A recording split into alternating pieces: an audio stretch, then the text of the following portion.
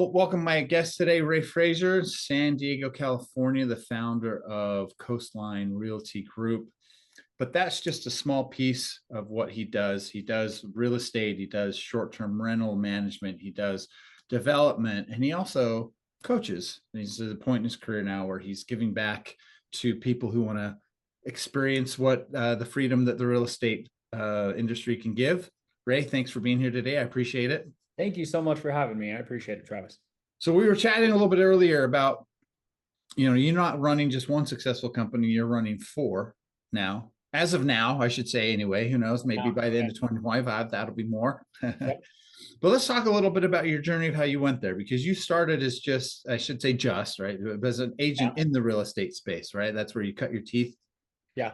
Yeah. I mean, I'm really candid and open about my journey. And it really starts with how I grew up. I grew up in a very humble household. My mom had me at 18, which was a single mom, ended up marrying the gentleman that I call my dad. But, it was blue collar at best, how we grew up. And I'm very privileged to be able to say that there was a lot of love in my family, but in terms of, financial flexibility and freedom, owning your own business and understanding what wealth looked like or felt like, that's not who we were. It was, making sure that we had food on the table and a roof over our heads. And so getting into real estate, what attracted me to the industry was the unlimited potential. But even when I got in it, they don't tell you how to do anything. My assumption was that I got to go sell as many houses as I can and hopefully set aside a nest egg and I can stop holding open houses one day.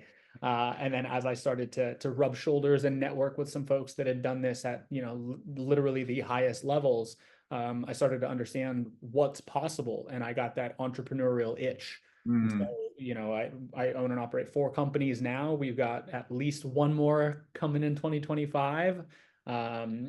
And just reflecting on how I grew up versus where I am today, the sky really is the limit in this industry. There's nothing that you can't do if you've got the right resources and the right mindset. Sure. So I love the fact that, like, you started off as a solo. Yep. I think that's where everybody starts in any business they do, right? The one-man band. But then you Yep. get to the point where you realize that to reach a certain level of success, you need a team. Yeah. For you, how far into your career was that? Was that because you were partnering with people who'd done it at a high level and you realized, like, oh, the real sort of success is to train people underneath you? And That's like, exactly how right. did you Yeah. go about starting to do that? I joined a team. The philosophy, you got to slow down to speed up, is one that I really leaned into, and I've continued to lean into. I joined 2 teams that didn't go the way that I was hoping, and then I joined another team that was actually the #1 team in the state of California. We were number 8 in the country. It was alongside a gentleman named Kevin Blaine. And that experience working alongside him, his family, and that team changed everything for me, because I got to see what a well-oiled machine, what a real estate business looked like from the center, from the middle, and I got to see every working piece of it, and that planted that seed. And I started to realize that there's a way to do this that allows me to not be in the trenches every day, not be pounding phones every day. If I can, build systems and a culture and align myself with the right people and the right talent, I can scale this at a level that not many people had done before. Kevin, did it at a level that nobody's done since in California, doing about 1,500 units per year. Wow. I got to see how he did it. And just knowing what's possible, I think, motivated me to go say, hey, you know what, I can go build something pretty special if I've got the right approach and the right resources. And ultimately what I found is that, I can do a lot by myself. Anybody can go far by themselves, but to really do something special, you got to have others along with you. And so my journey has really been built on finding the right folks to align myself with, to offer help to me, to have me be able to offer help to, and where I'm at now in my career is focusing on helping the people that are in my world to achieve bigger and better businesses with my systems, with my support, with my ecosystem, and do it together. I love it. Well, you Yeah. also said something really important that I think a lot of business owners overlook, which is the importance of having a system in place. Yeah. Right. and that's the interesting thing with a lot of businesses. There isn't a lot of new things going on. There's the, it's the oh, I'm blanking on his name and I shouldn't, but it was the Wooden, John Wooden, John the Wooden. UCLA, was it Yeah, UCLA's basketball coach, winningest coach ever, and he was saying the reason they were so good is because they just kept going back to basics. yeah, doing the same thing over and It's over. been interesting to watch, is especially as AI is coming out and business is we know it is changing, but what is not changing is the basics. Yeah, And so I think that's part of the importance of finding a system, right? You find something that works, and then why keep doing it? We just systematize it and move it on. So yeah. so at what point in your career was it that you said, okay, I know I need to have systems in place. What was that transition period like from going on your own to starting to build your own team? Was that was it a bumpy road? Was it a scary road? Yes, all of the above. It was terrifying. It was also exhilarating. It's one of the most um, rewarding and genuinely scary things that you will do. I think starting a business, understanding there's no safety net. If you fail, it's your fault. If you succeed, it's your fault. Mm. And so when I started to build a team and really start to build a real estate business with others in my corner, what I found is that I'm not just responsible for my own well-being. I'm now responsible for the well-being of a lot of other people as we've continued to grow it. And that weighs on me. The culture within my companies is very much that family structure that you were mentioning earlier. I want to be on a first name basis with everybody in my world. I want to make sure that I know their goals and what's important to them, and help put them in a place to go achieve those goals. And so that responsibility, I think, when I was starting my business was pretty heavy, and it gave me a lot of pause starting out. But the first hire that I made was an assistant, and it was my family, my sister, who I brought in to help take some of the monotony, that boring workload, the systems, right, off my plate, so that I could go do what I do well, which is get in front of people, have high level conversations, impactful conversations. And once I was able to get, some of the day-to-day mundane routine off my plate, I was able to grow pretty significantly. And then from there, when I talk about building a family business, my better half was the first agent that I brought on my team as kind of a showing partner buyer's agent. Her first deal was on my listing. 5 years later, now we're here with 2 kids on the way. And so, I mean it when I say that, that family structure is so important to us, and our companies run like a family. But it was also really, really scary pulling the trigger and saying, okay, I'm gonna go now. Instead of doing this myself and shoulder everything, I'm gonna be responsible for the success and the well-being of others.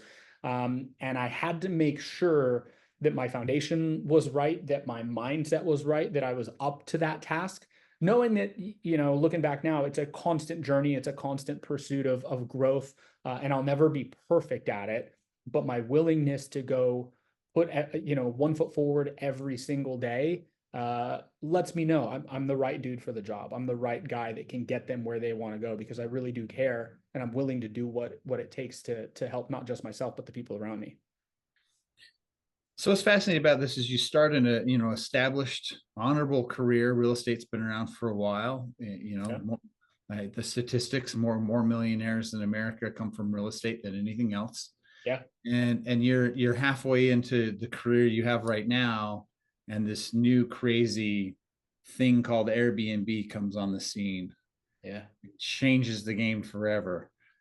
What was and it sounds, with where you're at now, like you saw what was coming and you got in on that. I'm just curious, like, what was it about the short-term rental industry that at first attracted to you, and how were you able to have your successful brokerages and then also start to move into this parallel market?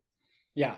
So that's such an amazing question, and I'm gonna try to give as simple an answer as possible, but it's certainly dynamic. What I love about the real estate space is that real estate impacts everybody on this planet.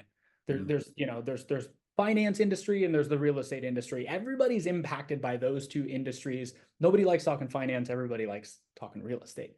And so when I started to see some success building out, brokerages and my team, I realized how much kind of comes into play when it comes to the real estate industry. You've got lending, you've got title, you've got, in some states, escrow, insurance. And I started to realize there's a lot of opportunity outside of just the sales portion of the business. And the one that I was passionate about was the Airbnb space, because it allows us to prioritize, that client experience and really do something fun and exciting. We run the same systems that everybody else does with our special creativity and that unique sense of how do we cultivate a 5-star hotel experience with all of the amenities and feelings of home. And so Wow. with the Airbnb space, what actually got me into it was my business partner. I'm a big believer that if you find talent, you have to make space for them in your world. And I've been on a pursuit of finding talent for the last, 3, 4, 5 years. And my job, I think, as the CEO of my companies, is to make sure that my talent is given everything that they need and they're in the right space to go succeed. And so a friend of mine who actually grew up in Bakersfield with me, who lives in San Diego now, came to us and said, hey, I left my short-term rental company that I was with for many years, which is a large national company, and I'm thinking about hanging my license with your team. I'll do a couple transactions a year. And I was like, well, tell me a little bit more about the short-term rental experience that you have. That conversation turned into a couple dinner meetings, couple in-depth conversations between her and her husband and me and my better half, and then we started our business together because Wow. we had the right talent that allowed us to say, hey, you combine this skill set and we can blow this up really, really quickly. And so it really was just kind of that understanding that within the real estate space, there's so much you can do, but you can't do it if you don't have the right people. So when we found the right person, it was, we got to go. We can't wait. We can't hesitate. We have to pull the trigger on this, because if we can't make this happen, somebody else will, and we'll lose that talent. Wow. So how many units do you have now under management for your short-term rental business? So I'd have to check units. I know in the last 6 months we've done $500,000 in revenue. Wow. We just pulled those numbers. So we're at the end of the year now where we're having to go write off a ton of expenses. I'd have to check the number of units we're at. We're bringing on another 5 or 6 in January. Wow. So Now, business do is you pretty good.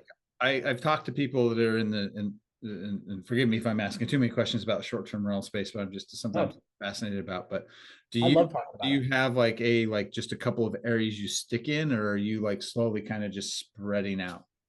So yes and yes. Right now, our goal is to conquer San Diego, and our company is Coastline Vacation Rentals. And so, in a not so joking fashion, like if there's a coast, if there's water, we're gonna go play ball. Right. So once we've figured out our systems and approach to mastering the market in San Diego, we can scale it. And what's so cool, and I love talking about the vacation rental space, so we could talk about this all day.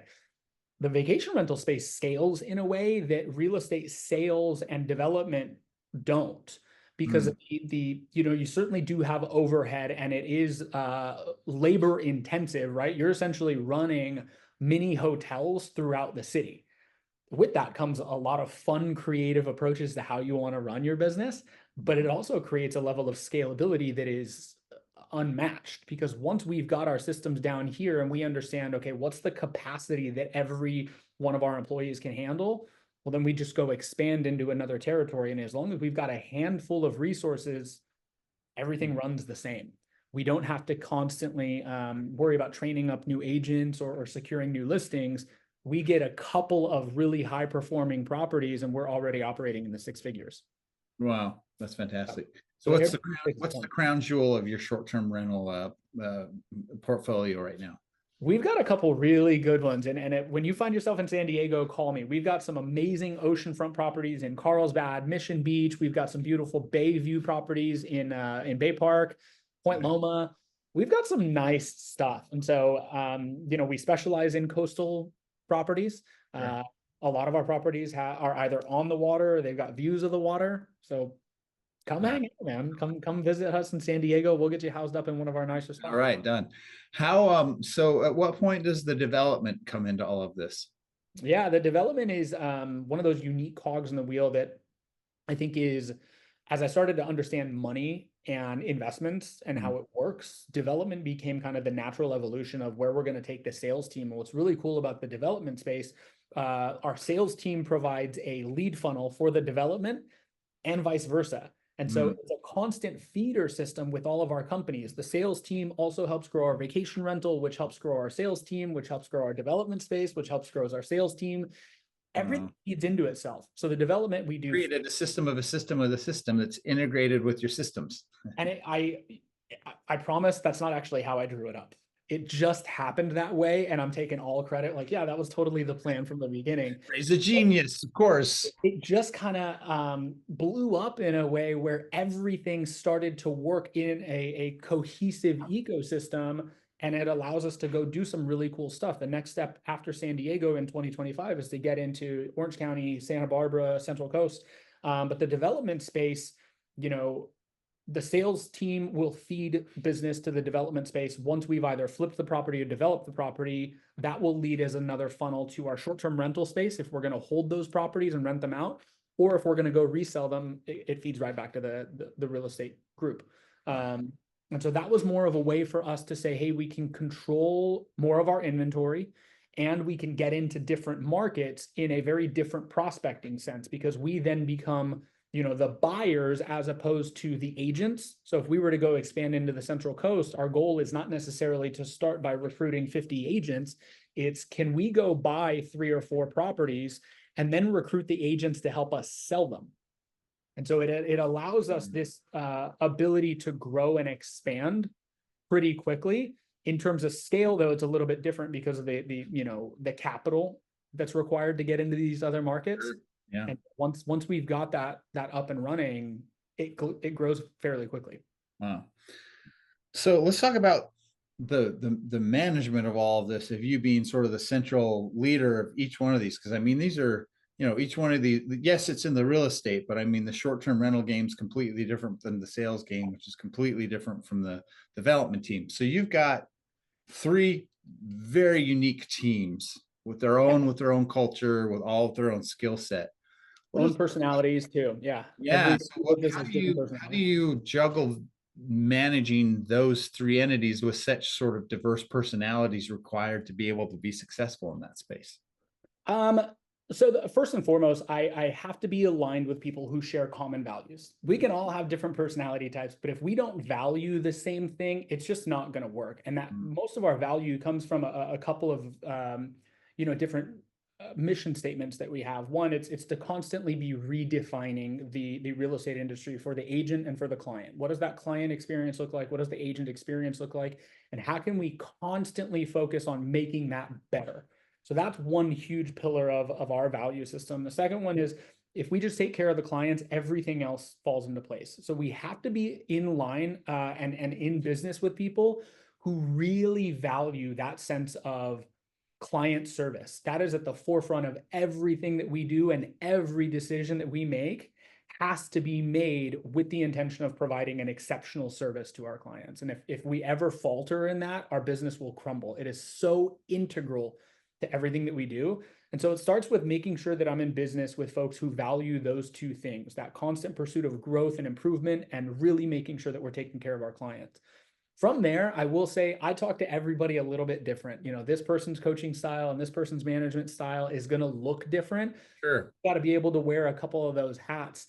And me as the leader of the companies, that's that constant journey, that constant pursuit of growth, because our companies are evolving every single day, and the personalities within them are growing and evolving themselves. So if I ever find myself stagnant, you know, it's inevitable that I will stop leading or being given the opportunity to lead. So I've got to constantly be improving myself and leading, you know, my own journey so that I can keep leading the folks in my world. So what have been some of the hurdles that you faced as a leader as you've sort of managed these things at each sort of phase of growth? Like obviously going from solo to running a team to then having a team in 2 businesses to then having a team in 3 businesses. What are some of the things that have come to the forefront from you as a leader that you've had to confront and, you know, like essentially figure out? There's 3 that really come to mind, and the first one I think is keeping stuff a little too close to my chest. You know, Mm, I talked so much about our culture being family, being tight knit. And then as I've kind of gone on some of my different, adventures, I found myself being a little close to the chest, and that's rubbed some of my business partners the wrong way. And they came to me actually last summer and they said, "Hey man, the decisions that you're making impact all of us. And if we're not in the loop, it feels like we're kind of being left out." And so I had to get comfortable saying, "All right, here's what we've got going on." And that sense of transparency, that sense of vulnerability was not necessarily something that I was used to. And it's now become something that I've embraced and I love. I'm transparent almost to a fault.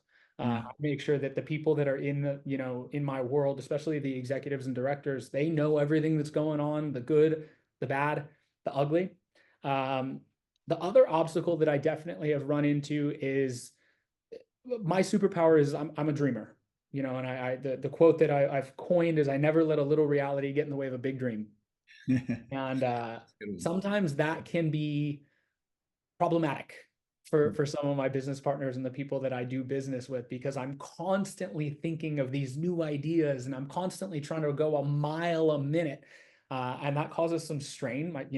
Shaylee, my wife is the president of our sales company and the CMO of our vacation rental company.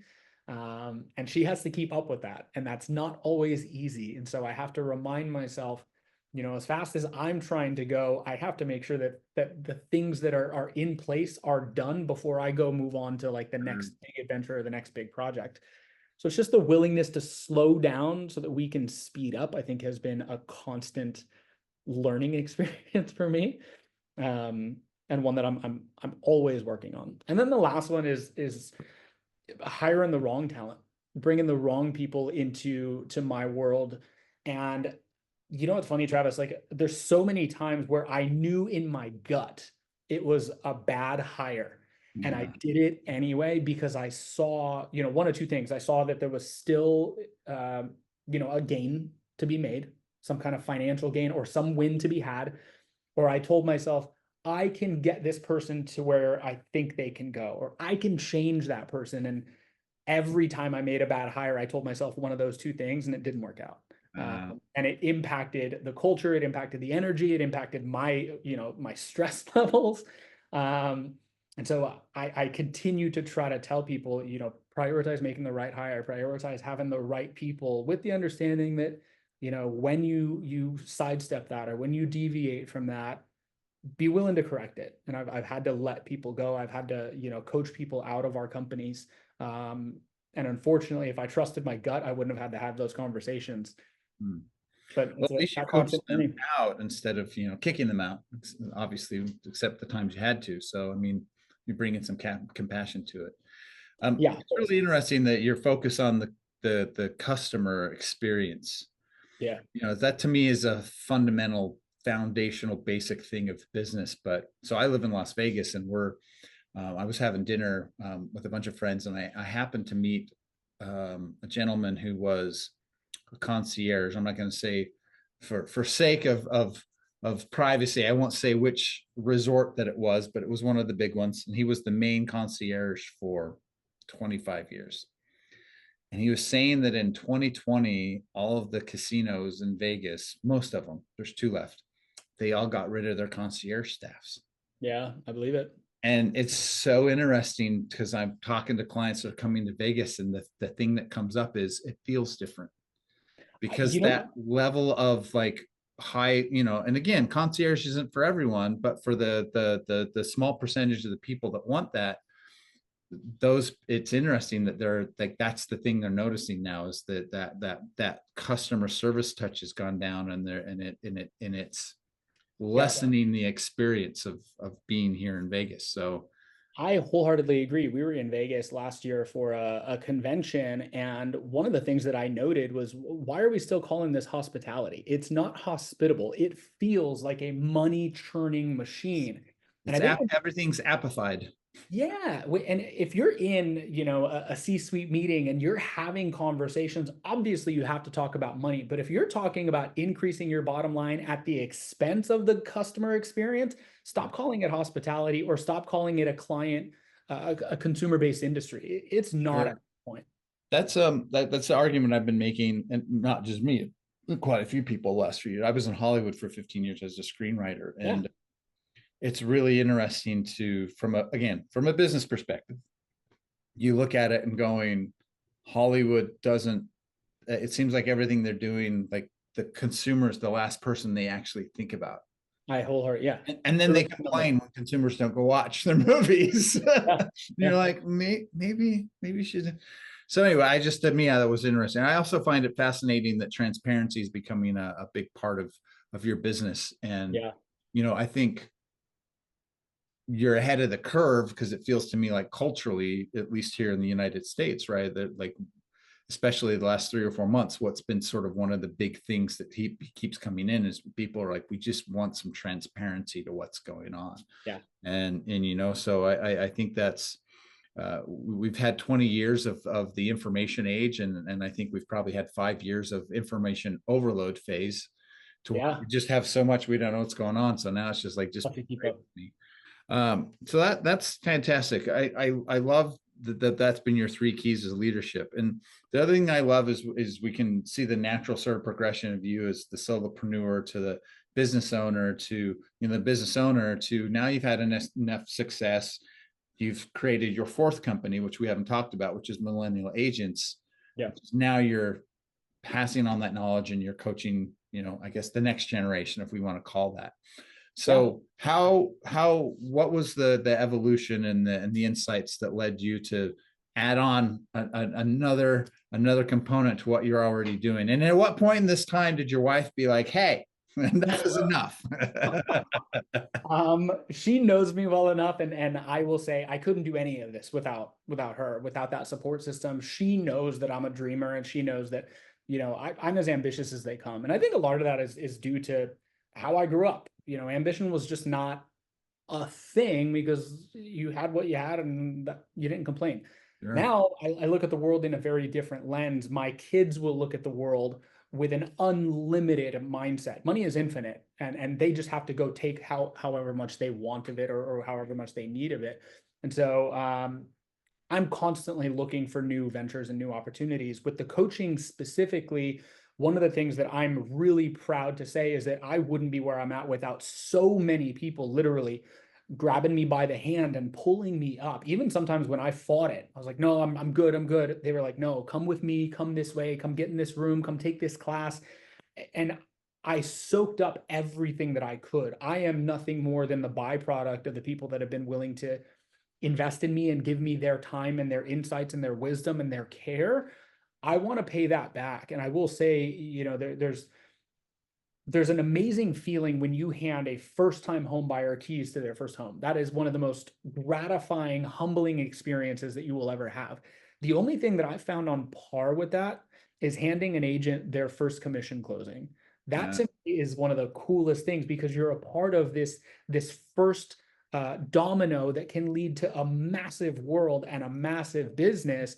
And being able to be a part of that and cultivate some of those light bulb and those aha moments, being able to be a part of the next great entrepreneur story, I love that. That fills a bucket for me that I haven't found really anywhere other than being able to hand a first-time home buyer keys to their first home, because that creates generational wealth that can, break the chains of poverty. That, reflecting on my story, that can change the entire dynamic of somebody's last name, an entire lineage.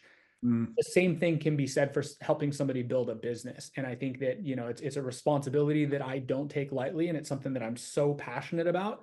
And that transparency, like, I'll show you everything that we do.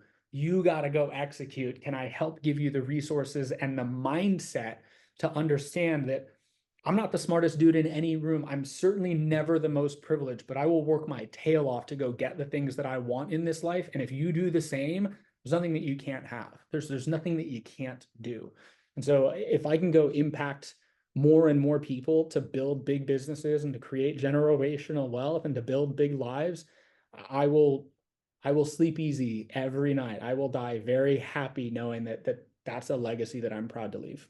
It's funny you say that about the commission check, because people find me, and I work with high level people to write and publish the first book.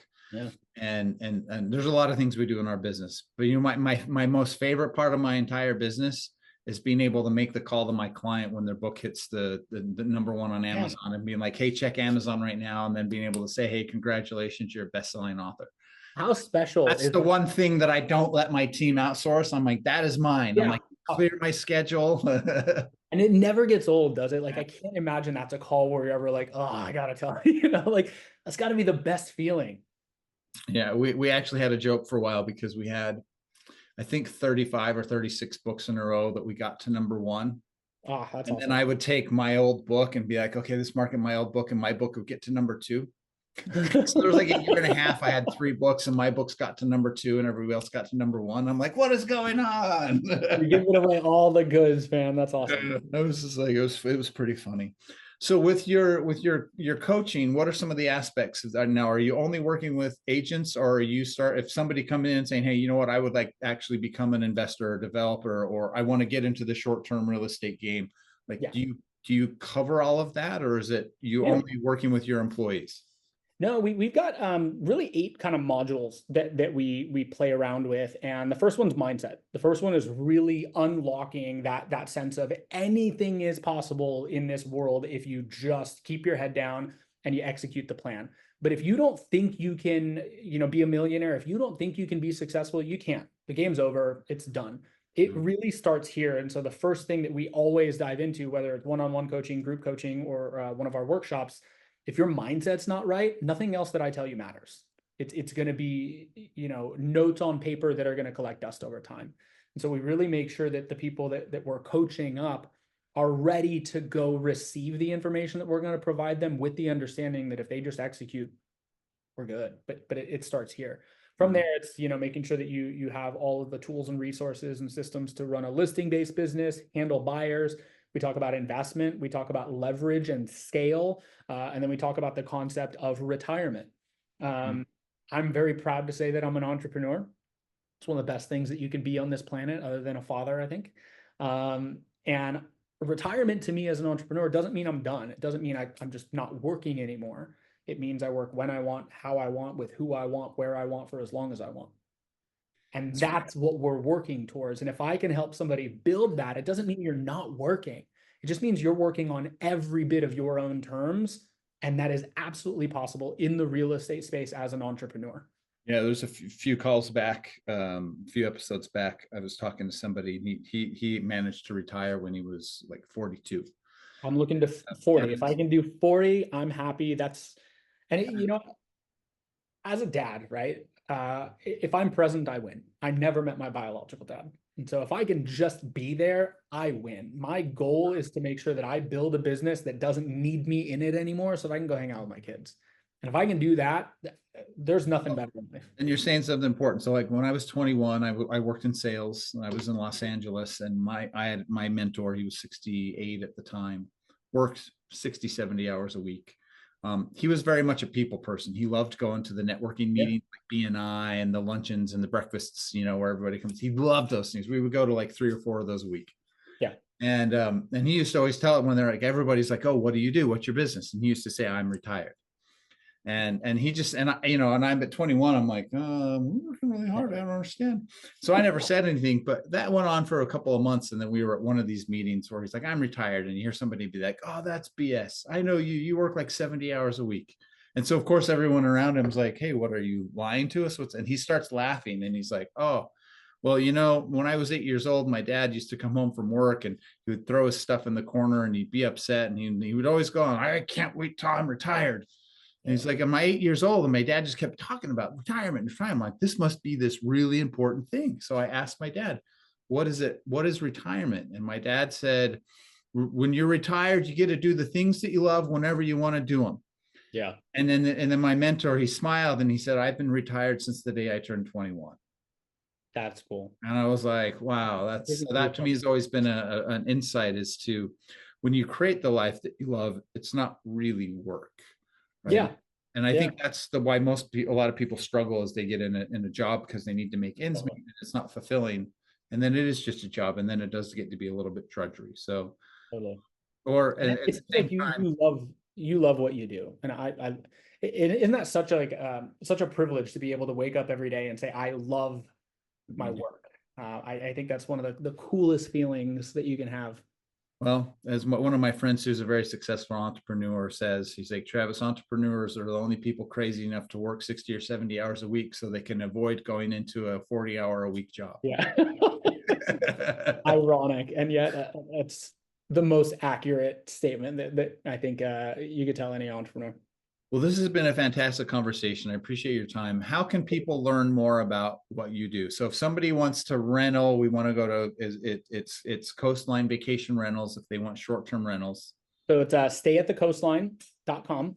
Nice. You can That's find me at Ray Sells San Diego on Instagram, and then on YouTube, the Millennial Agents. So love if anybody's listening wants to reach out and talk shop about how to build a business or attend one of our trainings. Love to have them. awesome. Ray, thanks so much for your time. I really Thank you, appreciate it. Travis. Really appreciate you, sir.